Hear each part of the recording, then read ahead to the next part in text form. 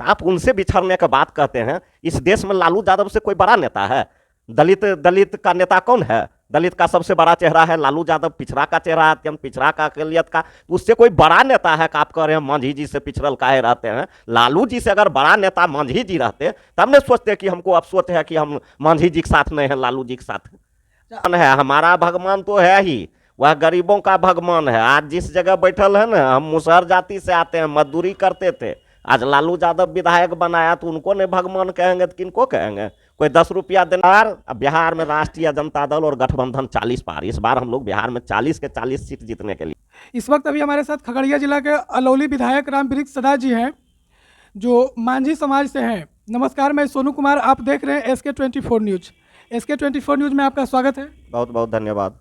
सबसे पहले तो हम आपसे सवाल करना चाहेंगे कि अभी का जो राजनीतिक है जातीय लेवल का है, तो आप पूर्व मुख्यमंत्री जीतन राम मांझी जी से बिछड़े हुए क्यों रहते हैं? आपको अगर कोई कह दिया है कि बिहार में जातीय राजनीतिक है, यह गलत बात है। और जीतन राम मांझी जी को भी राजनीति में पैदा करने वाले आदरणीय बाबू लालू प्रसाद यादव जी हैं।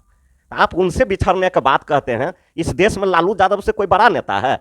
दलित दलित का नेता कौन है? दलित का सबसे बड़ा चेहरा है लालू यादव, पिछड़ा का चेहरा है, अत्यंत पिछड़ा का, अकलियत का। उससे कोई बड़ा नेता है कि आप कह रहे हैं मांझी जी से पिछड़ल काहे रहते हैं? लालू जी से अगर बड़ा नेता मांझी जी रहते तब ने सोचते कि हमको अफसोस है कि हम मांझी जी के साथ नहीं है, लालू जी के साथ हैं। आप लालू जी को आदर्श क्यों मानते हैं? क्या वजह? वह गरीबों का भगवान है। हमारा भगवान तो है ही, वह गरीबों का भगवान है। आज जिस जगह बैठल है ना, हम मुसहर जाति से आते हैं, मजदूरी करते थे। आज लालू यादव विधायक बनाया तो उनको नहीं भगवान कहेंगे तो किनको कहेंगे? कोई 10 रुपया देने वाला है इस धरती पर? युवा अवस्था से विधायक का सफर कैसा रहा? एकदम ठीक है। हम भी युवा हैं, हमारे नेता आदरणीय बाबू तेजस्वी यादव जी भी युवा हैं, और हम लोग जितना भी युवा हैं, हम लोग सब लोग साथ मिलकर बाबू तेजस्वी यादव के नेतृत्व में बिहार को बेहतर बनाएंगे। जब आप पढ़ाई कर रहे थे उस समय की शिक्षा व्यवस्था और अभी की शिक्षा व्यवस्था आपको कैसा लग रहा है? उस समय जो व्यवस्था था, व्यवस्था के अंदर शिक्षा था, और इस समय जो व्यवस्था है, व्यवस्था के अंदर शिक्षा है। सिर्फ परिवर्तन हुआ है, यही परिवर्तन हुआ है कि कोचिंग थोड़ा ज़्यादा हो गया है। उस समय हम लोग जो भी लोग पढ़ते थे सरकारी स्कूल में पढ़ते थे। अब जो भी लोग थोड़ा सा ज़्यादा पूंजीपति वाला लोग है, उसका बच्चा प्राइवेट में पढ़ता है। यही फर्क है। हम लोग सरकारी स्कूल का विद्यार्थी है और इस समय हम ज़्यादा प्राइवेट स्कूल होता है। और क्या अंतर रहेगा? शिक्षा तो शिक्षा होता है, चाहे किसी माध्यम से आप प्राप्त कर लीजिए, ज्ञान होना चाहिए।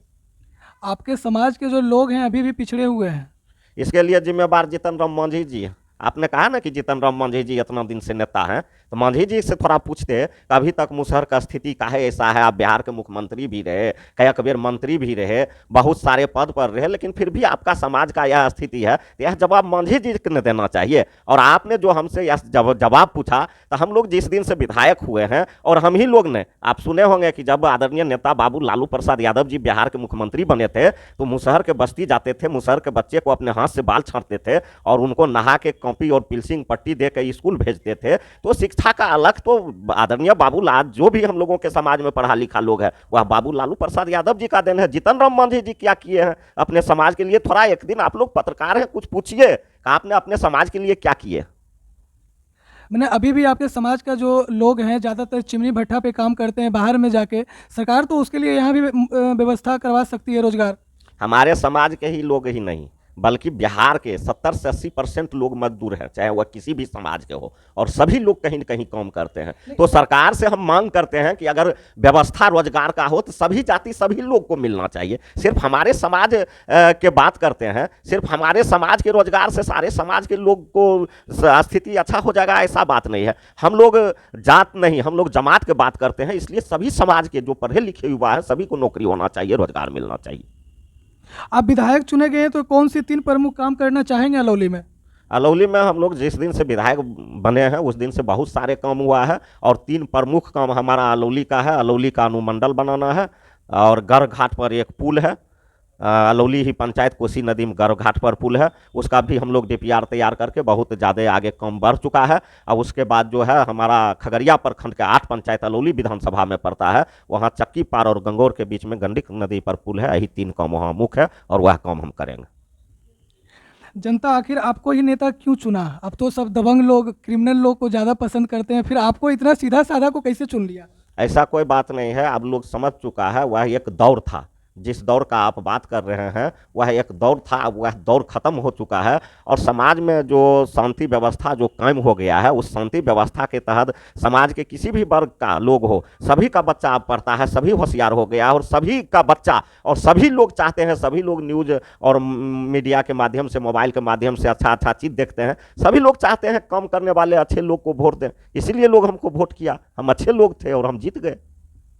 अभी लोकसभा का चुनाव भी चल रहा है, काफ़ी ज़ोर शोर से, बहुत सी जगह सीट शेयरिंग भी हो गया है। तो राजद कार्यकर्ता हैं या राजद का समर्थक है, उनके लिए क्या संदेश रहेगा आपका? इस बार बिहार में राष्ट्रीय जनता दल और गठबंधन 40 पार। इस बार हम लोग बिहार में 40 के 40 सीट जीतने के लिए जा रहे हैं। और जो हमारे नेता हैं, कार्यकर्ता हैं, कोई भी राष्ट्रीय जनता दल में आस्था रखने वाले लोग हैं, उन तमाम लोगों से आह्वान करना चाहते हैं कि यह लड़ाई अब जो है बिहार में, इस बार की लड़ाई आर पार की लड़ाई है। यह लड़ाई आपके बच्चे की भविष्य की लड़ाई है, यह लड़ाई देश बचाने की लड़ाई है, यह लड़ाई शिक्षा बचाने की लड़ाई है, यह लड़ाई आपको अपने बच्चों को भविष्य बचाने की है। इसलिए इस लड़ाई में आप महागठबंधन के साथ रहिए और राष्ट्रीय जनता दल और महागठबंधन के पक्ष में प्रचार कीजिए और उसको वोट दीजिए। मोदी जी पूरा देश में हिंदुत्व की बात करते हैं, हिंदू के नाम पे वोट लेते हैं, तो क्या इस बार लोकसभा में हिंदू का वोट मिलेगा? कहाँ हम हिंदू है? हिंदू आप किसको कहते हैं? मोदी जी तो कहते हैं हम हिंदू हैं, पूरा देश को हिंदुत्व घोषित करवा रहे हैं। मोदी जी कहीं जाते हैं तो कहते हैं हिंदू हैं, कहीं जाते हैं तो कहते हैं हम ईसाई हैं, कहीं कुछ हैं। कभी मोदी जी रेलगाड़ी में चाय बेचते हैं, कभी आदिवासी के बीच चल जाते हैं, कभी हिमालय पर 30 साल बिताते हैं, कभी देशे बेचना शुरू कर देते हैं। किस ढोंगी आदमी का आप बात करते हैं? मोदी जी का बात करते हैं। जिस आदमी के बात में थोड़ा सा भी सत्यता नहीं हो, वह आदमी का आप बात करते हैं। अब लोग इस देश का प्रधानमंत्री उनको बना के देश के लोग पछता रहा है। देख लीजिए चुनाव में क्या हाल होने वाला है। आज तक जो गारंटी का जो लोग बात करते हैं, एक भी उनका गारंटी पूरा हुआ? चाहे 15 लाख खाता की बात हो, चाहे काला धन की बात हो, चाहे किसान की आय दोगुनी की बात हो, चाहे सेना में बहाली की बात हो, चाहे युवाओं के 2 करोड़ नौकरी की बात हो, क्या किया है? कहीं भी कोई काम बतावे? ये सिर्फ हवा पानी से काम चलने वाला नहीं है। यह देश में लोगों को बेहतर शिक्षा चाहिए, बेहतर स्वास्थ्य चाहिए, लोगों को नौकरी और रोजगार चाहिए। और इस मुद्दा पर हम लोगों के नेता आदरणीय बाबू तेजस्वी यादव जी काम कर रहे हैं। और इसी मुद्दा पर बिहार के लोग, हम लोगों का आम जनमानस हम लोगों के साथ है। लालू यादव कैसे विचारधारा का नेता है? सामाजिक न्याय के विचारधारा के नेता। आप कब पार्टी छोड़ के जाइएगा? आपके ही पार्टी के 3 विधायक भाग गए, आपको भी मौका देगा, ईडी से डराएगा, तो क्या आप जाइएगा? भारतीय जनता पार्टी आरबीआई अभी तक वैसा नोट बनाया है कि रमवृक्ष सदाक खरीद लगा है? भारतीय जनता पार्टी मौका रमवृक्ष सदाक खरीदने का? ईडी या फीडी या सीडी लगते रहता है राष्ट्रीय जनता दल, उसके नेता और कार्यकर्ता पर।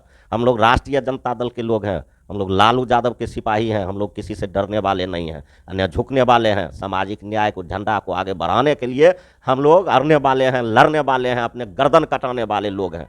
इसलिए हम लोगों को किसी से डर नहीं है, ईडी हो या सीबीआई हो या जो हो। और आपने जहां तक खरीदने का बात कहा है, तो अभी तक भारतीय जनता पार्टी के बीजेपी के पास अभी तक वैसा नोटे नहीं बना है कि रमवृक्ष सदाक खरीद लगा। औकात है बीजेपी खरीदने का? चेतन आनंद जी को खरीद लिए, प्रहलाद यादव जी को खरीद लिए, नीलम देवी आनंद सिंह की पत्नी को खरीद लिए। चेतन आनंद में रमवृक्ष सदा में कुछ फर्क नहीं बुझा रहा है आपको? कुछ फर्क बुझा रहा है? उनके पिताजी भी नेता थे, आपके पिताजी नेता नहीं थे। उनके पिताजी क्या थे वो आपको पते नहीं है। आप कैसे कह दिए उनके पिताजी नेता थे? ये बात आप कैसे बोल दिए? क्या कहा उनके पिताजी नेता थे? उनके पिताजी नेता नहीं थे। क्या बोला आपको? कहीं निकला है? पेपर दिखाइएगा, मीडिया में न्यूज आया है? आपके कहने से नेता हो जाएगा? सब नेता हो जाता है?